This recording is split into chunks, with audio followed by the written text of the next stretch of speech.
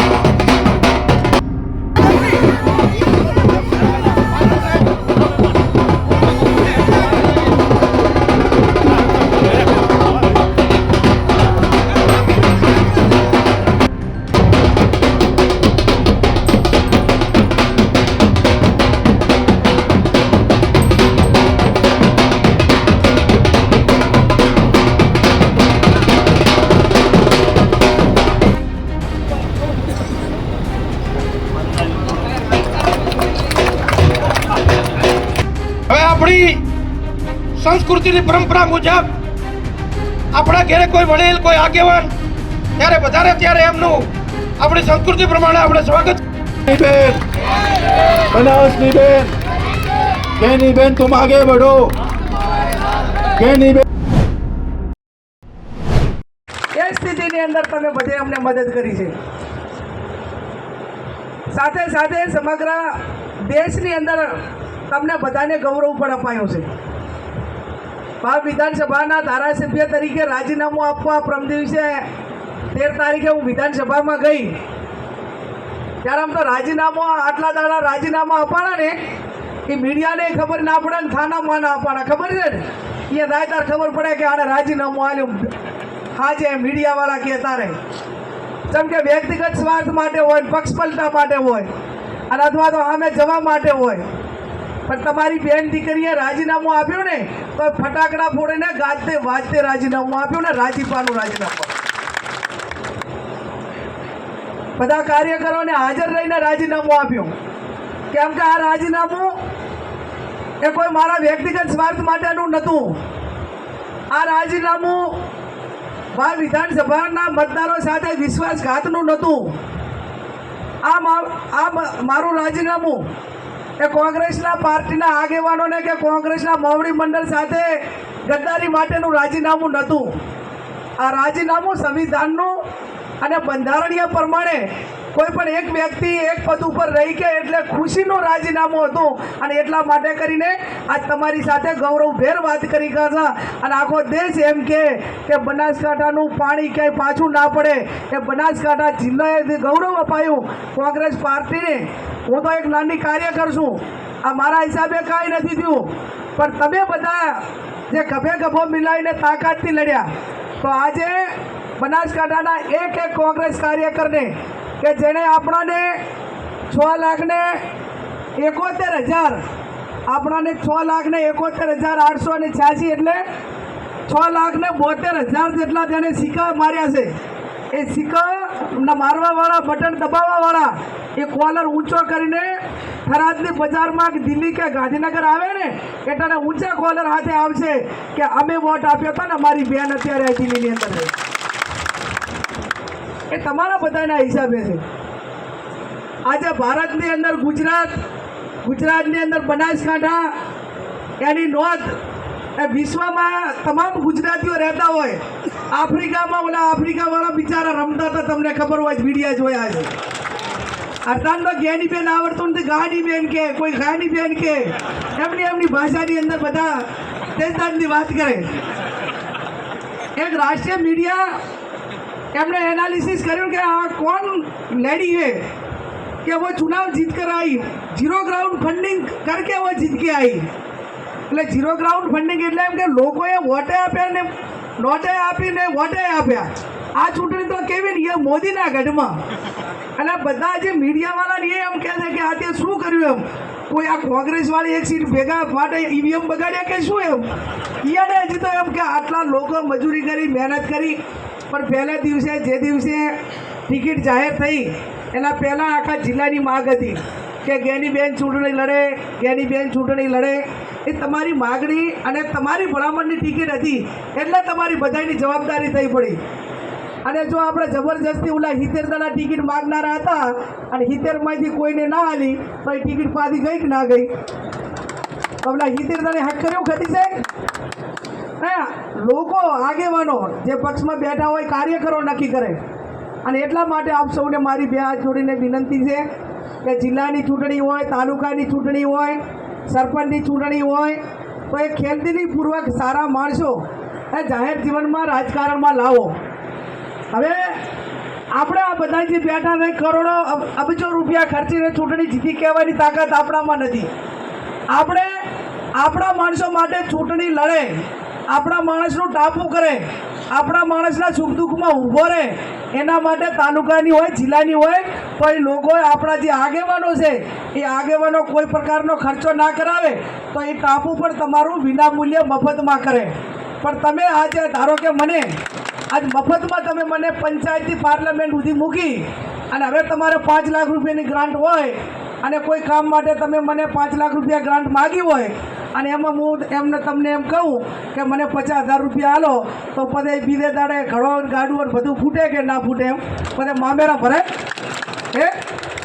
આજે એક કુંવાસી તરીકે એક વ્યક્તિએ કદાચ એનો ખર્ચો કરવો હોય તો એક ગામની અંદર 50,000 રૂપિયા ખર્ચો કરવો તારે આપણે ચૂંટણી માંડ એ ખાલી એના બૂથો કેટલું કરી શકીએ, પણ એટલું પણ તમે કોઈએ નથી કર્યું.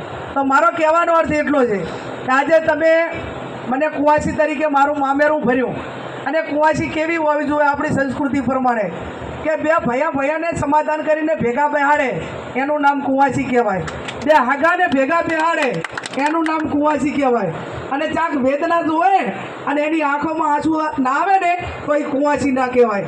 ત્યારે કોઈકની વેદના અને વેદના આમ ભલે હું ગમે એટલી તેજદારની કડક છું, પણ જ્યારે મને વેદના નામનો શબ્દ કોઈક મારી નજરની સામે દેખાય ને કે આના માટે એક વેદના વ્યક્ત કરવાનો, આ મારા માટે એક રાજધર્મ નિભાવવાનો સમય આવ્યો છે.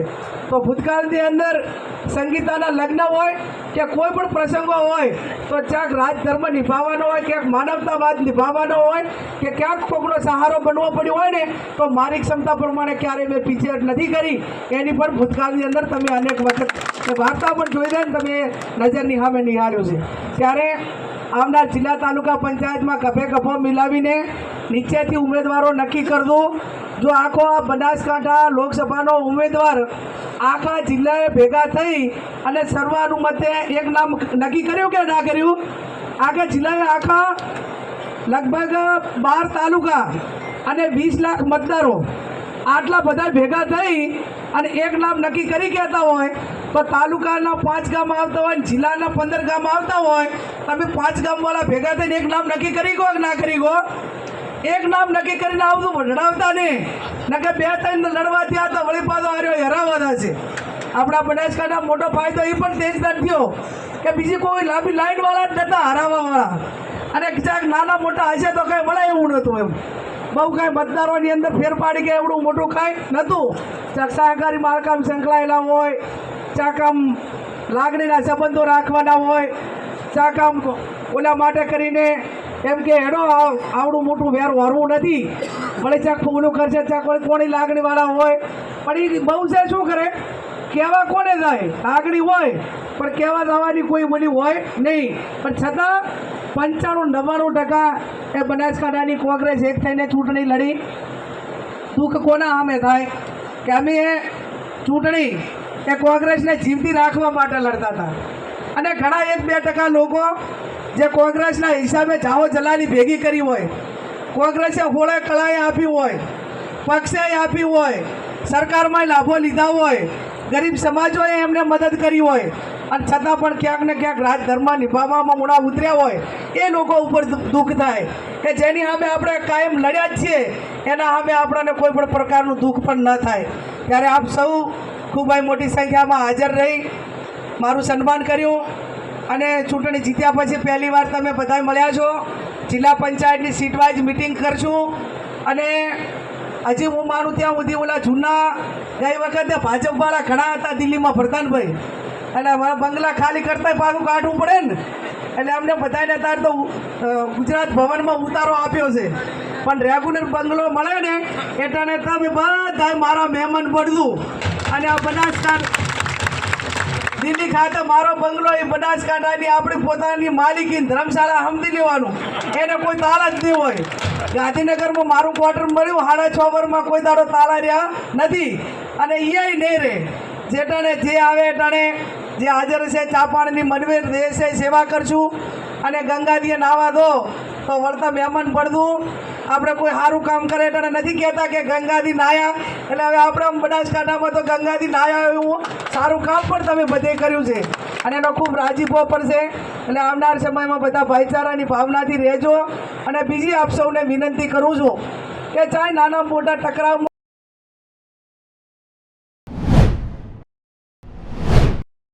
બનાસકાંઠા લોકસભાની ચૂંટણીના પરિણામ પછી પહેલી વખત મતદારોનો આભાર માનવા માટેનો કાર્યક્રમ થરાદ તાલુકા કોંગ્રેસ સમિતિ આયોજિત કોંગ્રેસના સૌ વરિષ્ઠ આગેવાનો ભાઈ શ્રી ગુલાબસિંહભાઈ અને એમની સમગ્ર ટીમે અહીંયા આયોજન કર્યું છે. ત્યારે હું થરાદની જનતાનો હૃદયપૂર્વક આભાર માનું છું. સમગ્ર બનાસકાંઠાની જનતાનો હૃદયપૂર્વક આભાર માનું છું અને મેં ચૂંટણીના કેમ્પેનમાં દરેક સભાઓમાં વાત કરી હતી કે તમે મને જીતાડીને એક દીકરીનું મામેરું ભરો એટલે મારે મામેરામાં હીરા મોતી કે પૈસા કે મિલકત કોઈ જોતી નથી. માત્ર એક લોકશાહી ઢબે મામેરાના ભાગરૂપે તમારો એક મત માગું છું. આ બનાસકાંઠાની જનતાએ 18 આલમ 36 કોમે જે આપણી પરંપરા સંસ્કૃતિ રહી એ પ્રમાણે કે કોઈ પણ ગરીબ સમાજની દીકરી કે કોઈ પણ દીકરી જેને દીકરી કહેવાય કે બેન કહેવાય એ એના પિયરમાં ગમે ટાઈમે મળવા જાય એના હારાને ઘરેથી ત્યારે પણ એના મા બાપ એના કુટુંબીજનો કે ગામવાળા એને ભાડા રૂપે નાના મોટી રકમ આપતા. એ પ્રણાલિકાને આગળ વધારતા કોઈ દીકરીનું મામેરું એનો ભાઈ આર્થિક રીતે બધી રીતે ભરે પણ ગામમાંથી મામેરામાંથી જેટલા ગયા હોય એટલા કોઈ 50 આપે 100 આપે નહીં મામેરામાં ભાગીદારી નોંધાવે. એમાં સમગ્ર વિસ્તાર આખો બનાસકાંઠા જિલ્લો કોંગ્રેસ પાર્ટીના વરિષ્ઠ આગેવાનો હોય પણ 18 આલમ 36 કોમે વોટે આપી અને નોટે આપી. એ એક અદ્ભુત ચૂંટણી કે જેણે આ મતદારોની ખમીર બનતું એક જે ગૌરવ બનતો ઇતિહાસથી બનાવ્યો એની નોંધ એ સમગ્ર દેશમાં ને વિશ્વમાં મીડિયાએ લીધી. એ આ ગૌરવ મારું નથી, આ ગૌરવ બનાસકાંઠાની જનતાનું 18 આલમ 36 કોમનું છે. ત્યારે હું અપેક્ષા રાખું ને ખાતરી આપું છું કે એમણે જે મામેરું ભર્યું એ મામેરાના ભાગરૂપે આજે માતર નાસ્તાની અંદર માતર પણ બધા જે હાજર હતા એમને ખવડાવી. જે આપણી સંસ્કૃતિ પ્રમાણે માતા માથે ઘડો ઉપાડી લીલોતરું રાખીને એ મામેરાના જે બધા બેઠા હોય આગેવાનો એ જવું પડે એ પણ એક સંસ્કૃતિ પરંપરા એની જળવાઈ રહે એ પણ કર્યું. અને ફરી તાલુકા કોંગ્રેસ સમિતિના સૌ આગેવાનોનો આભાર માનીને એટલી ખાતરી આપું છું કે જે તાકાતથી ચૂંટણી લડ્યા છે, સામધામ દંડ ભેદની રાજનીતિ સામે અડીખમ રહ્યા છે, એમને કોઈ પણ લોકો ખોટી રીતે હેરાન કરવાનો પ્રયત્ન કરશે, ચાહે પોલીસ વિભાગ હોય કે કોઈ પણ વહીવટી તંત્ર હોય કે કોઈ પણ પદાધિકારીઓ હોય. અમે ગાંધીજીને માનવાવાળા છીએ પણ ગાંધીજીના માર્ગે ચાલવા છતાં પણ કોઈ ખોટી રીતે અન્યાય કરશે તો અમે કોંગ્રેસના સૌ આગેવાનો અમારા કાર્યકરના બચાવમાં આવશું અને જે કાંઈ એને સિક્યુરિટી આપવી પડે, જે પ્રોટેક્શન આપવું પડે એ પ્રોટેક્શન પૂરેપૂરું આપવા માટેના પ્રયત્નો કરીશું. ને બનાસકાંઠાની જનતાને જે વાયદા વિકાસના કામોના આપ્યા કે પાણીનો પ્રશ્ન હોય, આરોગ્યનો હોય, શિક્ષણનો હોય, રોજગારીનો હોય, બનાસકાંઠા જિલ્લાના વિવિધ તાલુકાઓમાં વિવિધ પ્રશ્નો છે જે ભૌગોલિક સ્થિતિ પ્રમાણે લોકસભામાં એનો અવાજ ઉઠાવવો પડે તો પણ ઉઠાવી અને ગુજરાતને બનાસકાંઠાને ન્યાય મળે, કેન્દ્ર સરકારની જે યોજનાઓ છે લોકો સુધી પહોંચે એવા આવનાર આ 5 વર્ષની અંદર મારા પૂરેપૂરા પ્રયત્નો રહેશે. આ મીડિયાએ પણ તમારી બેન દીકરી તરીકે માની અને ખૂબ સોશિયલ મીડિયા અને મીડિયાએ મદદ કરીને એક આ સીટને એક રાષ્ટ્રીય મીડિયા કે બીજા મીડિયાને પણ તમારા બધાની તાકાતના કારણે નોંધ લેવી પડી એ બદલ તમારો બધાનો પણ ખૂબ હૃદયપૂર્વક આભાર.